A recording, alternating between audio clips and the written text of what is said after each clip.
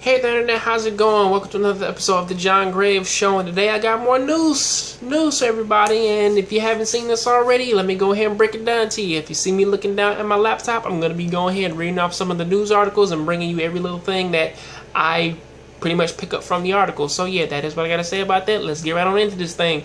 Alright. This has been a big week for Mortal Kombat 10. Actually, this has been a big few months for Mortal Kombat, as they have been dropping a lot of characters, de-hyping a lot of characters, or at least they have been going through the thing ringer and saying like, okay, this character is not showing up, this character is showing up, this is how this character works, this is how this character works, and they've gone down the line of pretty much talking about how mocap wasn't going to be in the game, but at the same time, they were still honestly going to work. They did talk about like the QuickTime events, which are going to pop up in the story mode, and what they attribute to the actual story, as those things are actually really cool as to how they play out.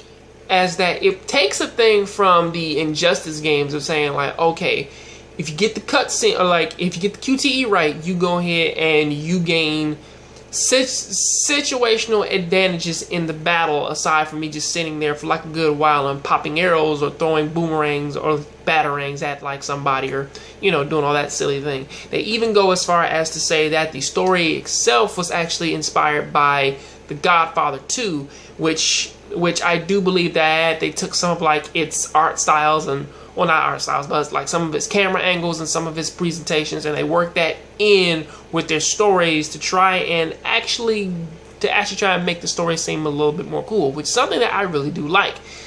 However, with the good news, there also comes a little bit of bad news, as a lot of people really have not been taking the whole Jason Voorhees being in Mortal Kombat 10 reveal all that big. It pretty much is saying like, well, now they're just doing this because they had Freddy in the last game, and I'm saying it's fine. Mortal Kombat is honestly a series which is sort of built upon movie references. I mean, almost every single character who has been in this thing has had some type of movie equivalent. And with what they did with the last game of them bringing in so many guest characters who did nothing but actually help out the roster, bringing in Jason Voorhees would actually be a pretty cool addition. I mean, I really have no problem with it, especially since they also just like went on and actually brought about like trying to like bring every single piece of whatever into this game. However, that does kind of paint a bigger problem to like its DLC issue,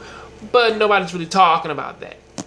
But yeah, that is what I had to say about the Mortal Kombat thing. In recent news, I really do like everything that has been happening in the Mortal Kombat games, even with them revealing Kenshi and Shinnok as the villain, and going into, you know, the whole Cage family and all that stuff, and really building upon like this brand new Mortal Kombat story, which does look very promising. So what do you guys think about this? Tell me in the comment section. I'll catch you on the next John Graves, so please keep watching anime, keep playing video games. I'm out.